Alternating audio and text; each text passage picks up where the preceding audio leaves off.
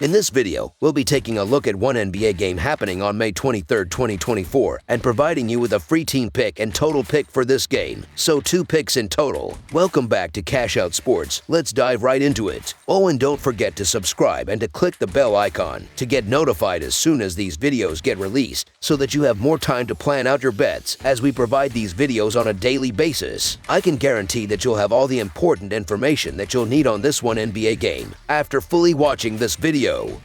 One more thing before we start. If you would like to gain access to our best exclusive sports picks to take your journey to the next level, then check out our Patreon in the link down below, where we offer our best single picks, parlay picks, and much more. Now let's get started. Indiana Pacers versus Boston Celtics. The Indiana Pacers and Boston Celtics will continue their best-of-7 Eastern Conference Finals series in Boston on Thursday night. The Celtics currently lead the series 1-0 after a thrilling victory in Game 1, which saw Jaylen Brown hit a crucial three-pointer to tie the game and force overtime. The Celtics eventually won 133-128. The Pacers are now aiming to even the series and secure their first win of the season at TD Garden. The Indiana Pacers arrived in Boston after enduring a tough 7-game series against the Knicks, which concluded on Sunday. Many anticipated that the Pacers would struggle and quickly succumb to the top-seeded Celtics. Initially, this seemed to be the case, as they fell behind 12-0 at the start of the game. However, they fought back and appeared poised to steal Game 1. The Pacers held a 5-point lead with less than a minute to play and a 3-point lead with under 20 seconds remaining. Unfortunately, they turned the ball over, allowing a game-tying three-pointer. In overtime, turnovers continued to plague them, resulting in a 133-128 defeat. Tyrese Halliburton led the Pacers with 25 points and 10 assists, while Pascal Siakam contributed 24 points and 12 rebounds. Despite being one of the teams with the fewest turnovers in the playoffs, the Pacers committed 21 turnovers in this game. The Pacers will need to address several issues in Game 2 after their turnover-prone performance in Game 1 against the Celtics. Offensively, they shot nearly 54% from the field and over 37% from three-point range. However, they only made it to the free throw line 10 times, converting 9 of those attempts. Defensively, the Pacers forced 14 turnovers and limited Boston to 48% shooting overall and under 35% from beyond the arc. The Pacers bench was also a bright spot, outscoring Boston's bench 30-13. To have a realistic chance of advancing to the NBA Finals, the Indiana Pacers must secure at least one win in the first 2 road games. They came close in Game 1 but ultimately fell short in a 133-128 overtime loss. Tyrese Halliburton was instrumental early on, finishing with 25 points and 10 assists. Pascal Siakam added 24 points, 12 rebounds, and 7 assists, while Miles Turner contributed 23 points, 10 rebounds, and 4 assists. Andrew Nembhard chipped in with 12 points and 7 assists. The team shot a solid 53% from the field and 13 of 35 from three-point range. Despite trailing by 13 points early on, they clawed their way back to lead by 3 points with possession and just 8.1 seconds left in regulation. However, a costly turnover on an inbound pass by Nembhard allowed the Celtics to tie the game and eventually win in overtime. The Celtics were on the verge of losing Game 1 after falling behind by 5 points and struggling to execute down the stretch. But their defense tightened, and Jaylen Brown hit a clutch corner 3 to force overtime. In the extra period, Jason Tatum took over, scoring 10 points to lead the Celtics to victory. Tatum finished with 36 points, Brown had 26 points, and Jrue Holiday contributed a season-high 28 points. The Celtics narrowly escaped with a Game 1 win. The Celtics will need to make several adjustments from Game 1 if they hope to secure another victory. Their bench struggled, scoring just 13 points and posting a combined -21 while on the floor. Although the Celtics forced 21 turnovers, they allowed the Pacers to shoot over 53% from the field. Boston was also out-rebounded 44-43. Al Horford had a rough shooting night, going 3 for 1-2 from three-point range and 5 of 1-5 overall. The Celtics will need to address these areas as they prepare for Game 2. Despite failing to dominate early, the Celtics managed to hold on to their home court advantage. Jason Tatum led the team with 36 points, 12 rebounds, and 4 assists. Jrue Holiday added 28 points, 7 rebounds, and 8 assists, while Jaylen Brown finished with 26 points, 7 rebounds, and 5 assists. The team shot 47% from the field and 15 of 45 from three-point range. After blowing an early lead, the Celtics looked to be in trouble with just 8.1 seconds left.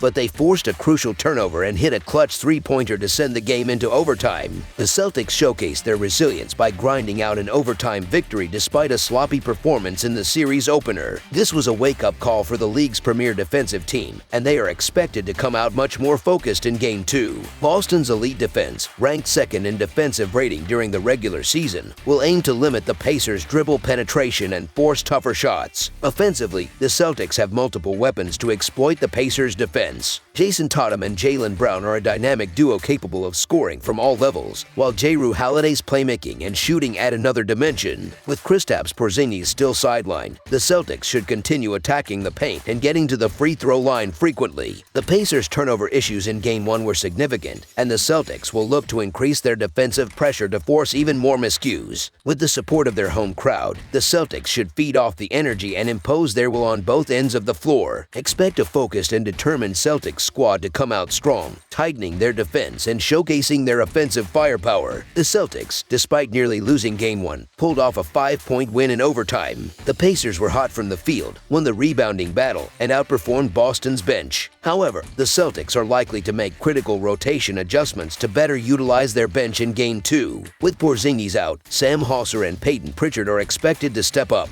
Defensively, the Celtics will ramp up their intensity and force tougher shots. Al Horford was often matched up with Pacers guards in Game 1 and was exploited. Expect a slight adjustment there. The Celtics will tighten their defense and continue to exploit the Pacers in the paint with Brown and Tatum. The Celtics have not faced much adversity this postseason, but the Pacers gave them a tough fight in Game 1. Indiana nearly pulled off the win, but Boston's defense ultimately secured the victory. While the Celtics may not force 22 turnovers again, the Pacers are unlikely to shoot over 50% from the field a second time. Indiana has been the best offensive team in the NBA for most of the season, but the Celtics will be more locked in defensively and make the necessary adjustments to shut down the Pacers. The Celtics, who did not shoot well from three, did an excellent job finishing at the rim and scoring in the mid-range. This was a wake-up call for Boston, and they are expected to dominate Game 2 and take a 2-0 series lead. Thus, the Boston Celtics to win and cover the spread as favorites is our full game side pick.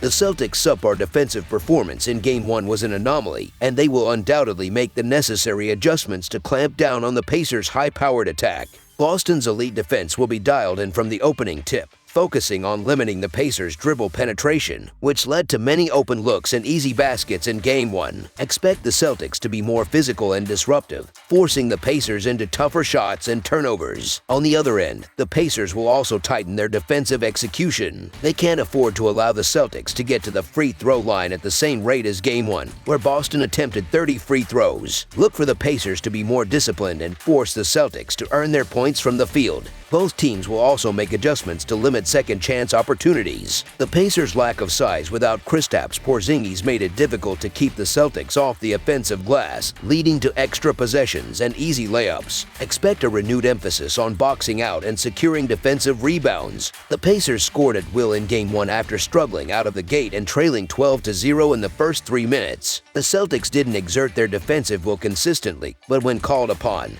they were able to force turnovers and stops. Expect a much tougher defensive effort from the Celtics in Game 2, and the Pacers are unlikely to shoot over 50% again. The Pacers will still play fast, but the Celtics will limit their second chances after losing the rebounding battle 44-43 in Game 1. Game 1 went over the total in regulation, but both teams will make defensive adjustments for Game 2. Indiana allowed some easy baskets at the rim and had difficulty defending without fouling, as the Celtics attempted 30 free throws.